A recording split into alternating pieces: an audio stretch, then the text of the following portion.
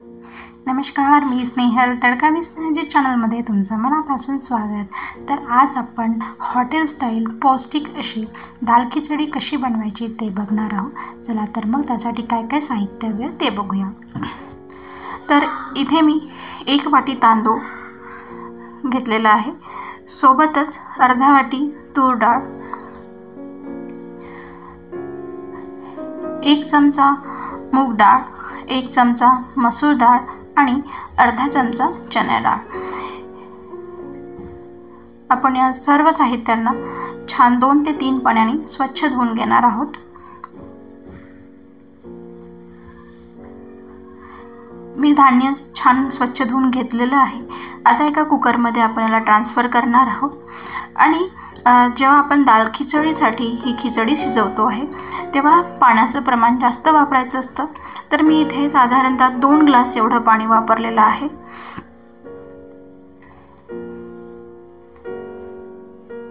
सोबतच मी यामध्ये घालणार आहे थोडीशी हळद आणि याला आता मंद आचेवर आपण 1 ते 2 शिट्टी काढून घेऊया.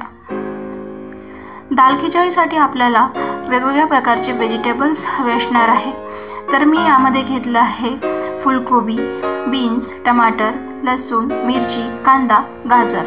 तुम्ही तुमच्या आवडीनुसार व्हेजिटेबल्स ॲड करू शकता. मी याआधी दाल ढोकलीची रेसिपी तुमच्यासोबत शेअर केलेली आहे. तर दाल ढोकली आणि दाल खिचडी याचे इन्ग्रेडियंट्स ऑलमोस्ट सेम असतात. तर जेव्हा तुम्ही दाल ढोकलीचा बेत कराल तेव्हा तुम्ही सोबतच दाल खिचडीचाही बेत करू शकता. चला तर मग आपण ह्या सगळ्या व्हेजिटेबल्स छान शिजवून घेऊया. तर मी इथे 2 टेबलस्पून ऑइल घेतलेलं आहे. ऑइल छान गरम झालेलं आहे. त्यामध्ये अर्धा चमचा मोहरी, अर्धा चमचा जिरं आणि अर्धा चमचा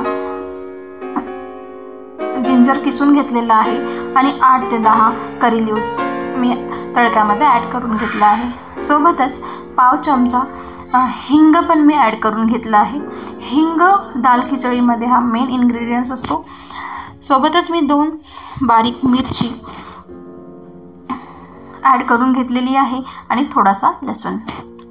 1 ते 2 मिनिट आपण हे ऑइलमध्ये सर्व इन्ग्रेडियंट छान परतून घेणार आहोत. सर्व इन्ग्रेडियंट छान तेलामध्ये परतलेले आहे. आता आपण बारीक चिरलेला कांदा आपण यामध्ये घालून घेणार आहोत.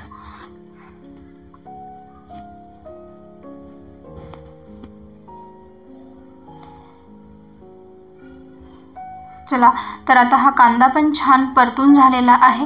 आता मी यामध्ये आपण बारीक चिरून घेतलेल्या सर्व व्हेजिटेबल्स ॲड करून घेत आहे. सर्व व्हेजिटेबल छान ऑइलमध्ये 1 ते 2 मिनिट आपण परतून घेणार आहोत. आता मी यामध्ये काही मसाले ॲड करून घेते आहे. तर मी इथे टाकला आहे 1 चमचा धण्याची पावडर, अर्धा चमचा हळद, पाव चमचा गरम मसाला.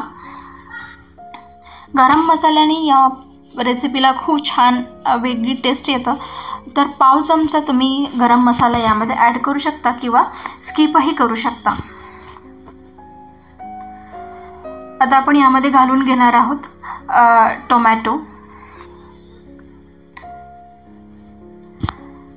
टोमॅटो ही मी छान सर्व व्हेजिटेबल्ससोबत परतून घेतलेले आहे.